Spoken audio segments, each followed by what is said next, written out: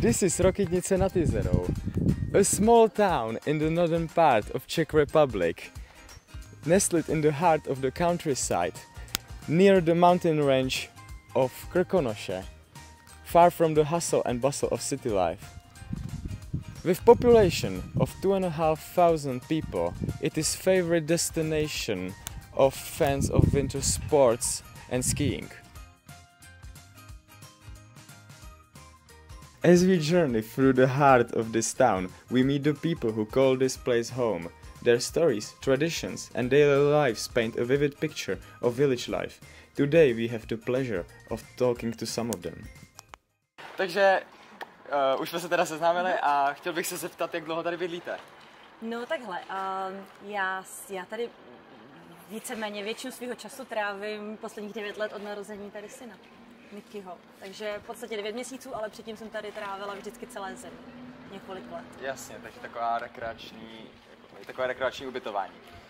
No předtím, ale vlastně teď zakusuju, jaké to je bydlet v Rokytnici, vlastně na full time. A jaké to tady je? Je tady jako hodně věcí, co dělat? No, když máte děti malé, jako já, tak jakoby takhle, tak tohle moc nepotřebujete. Co já oceňuju je, že se můžu právě se synem kdekoliv projít, je tady krásná příroda.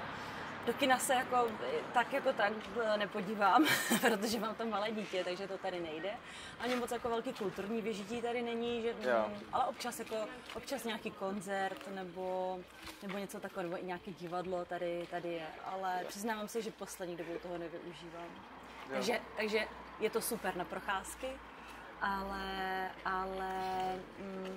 takhle to řeknu. Kdo si co nezorganizuje, tak to taky není. Jo, no my jsme koncert vyzkoušeli 2 dny dozadu, když tady byl na fotbalovém hřišti. Aha, super. Je nějaký velký rozdíl mezi tou zimní sezónou, co tady děje, a teď v létě? Obrovský. Řekla bych, že ještě není úplně to plné léto, ty prázdniny, ale tak jako tak tady si myslím, můžete všimnout, že většinu turistů jsou spíše studenti, jako jste vy, takhle školy v přírodě nebo nějaké sportovní skupiny. Ale těch turistů v zimě je tady mnohem víc než přes celý rok nebo i přes to léto. Takže je to velký rozdíl, jako by zima a zbytek ročních období. Že právě tady jako vidíme hodně opuštěných budov a takhle. Tak, chtěl bych se zeptat ještě, jak je na tom ta komunita tohle města? Jestli jsou si jako blízký jako třeba na vesnici, nebo je to spíš jako velkoměsto?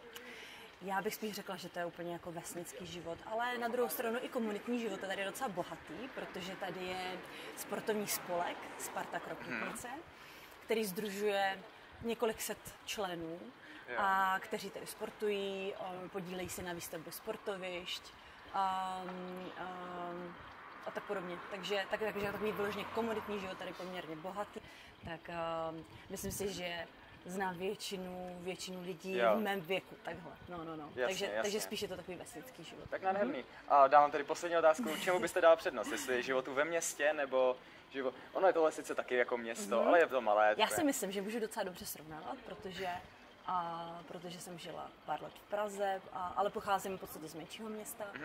No a teď vlastně žiju tady, takže jako to srovnání mám a třeba do Prahy jezdím poměrně často za prací. Tak to jsou hodně dva hezké příklady. No. Takže všechno má své jakoby plusy a mínusy. A já si myslím, že v každé fázi života člověk potřebuje nebo vyhovuje mu něco jiného. A zrovna v té fázi, ve které jsem já, to znamená, když mám to malé dítě, tak mě tady v podstatě nic nechybí, protože jsme na čerstvém vzduchu, můžu prostě strávit většinu dne venku.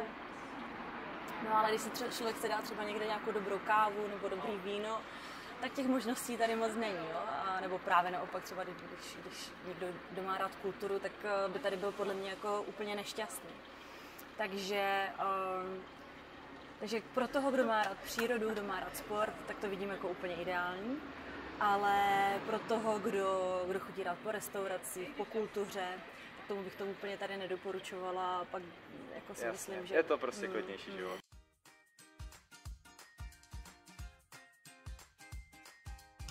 You can see, the town in the summer season is pretty abandoned, so we went to interview local business owner in hopes he would tell us about difference between the summer and winter season.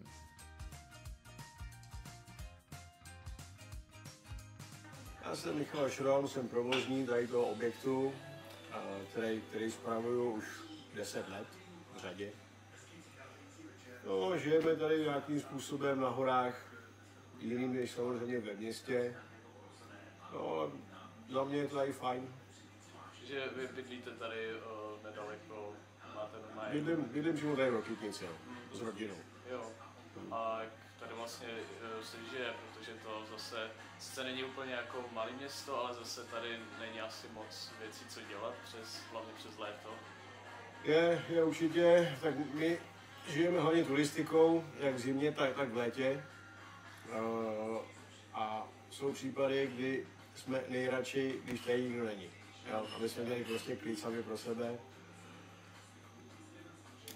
Hory mají do sebe to, že zima má nějaký kouzlo, léto má taky nějaký kouzlo, ale jsou samozřejmě i měsíce, které jsou volné a ty žijeme my. A takže vlastně, když napočítám tuhle akci, máte nějaký jako, jsou tady nějaký lidi ubytovaný v létě, myslím? Určitě. Přes prázdniny, přes hlavní prázdniny máme hlavně rodinky. A tady v těch režimech chceme vlastně je něco jako vy, co jsou školy v přírodě, tak ty máme jako mimo sezóně. Takže jako, jsou jakoby dvě odvětví. Jsou normální klasický hosti jako rodiny, anebo jsou skupiny, jako jste třeba vy. A přes zimu v sezóně máte tady hodně narováno, je tady hodně lidí? Máme, když je sníh. Když není sníh, tak je to výděno. Jako třeba letos bylo sněhu. Za těch prvních 10 let, co jsem tady, tak vlastně sníh nebyl. Jenom pršelo a pršelo a pršelo. A tak ve městě tady vlastně, co tak děláte, když chcete vlastně, kromě turistiky třeba? Nic. No, nic. Nic. Relaxujeme.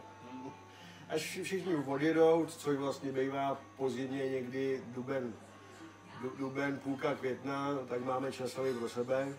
Děláme si své věci, jezdíme po výletech, do dovolený a to samé funguje vlastně po letní sezóně, což je listopad. Jo, jinak jsme prostě v práci a staráme se o vás. Já vám teda děkuji za rozhovor.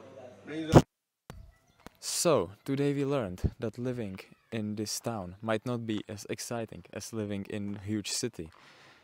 But this place is very special due to deep community connections, beautiful nature, rich winter tourism, and most importantly, happy residents.